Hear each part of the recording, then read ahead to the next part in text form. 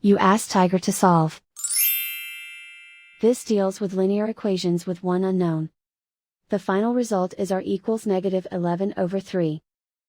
Let's solve it step by step. Simplify the expression. Simplify the arithmetic. Group all r terms on the left side of the equation. Subtract 6r from both sides. Group like terms. Simplify the arithmetic.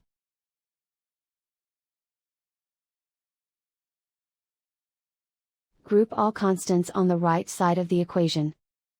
Subtract 33 from both sides.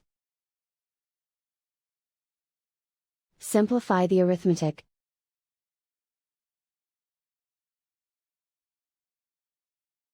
Isolate the r. Divide both sides by 9.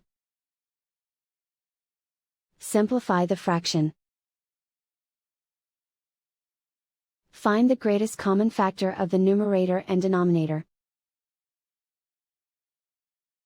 Factor out and cancel the greatest common factor. And so the final result is r equals -11/3.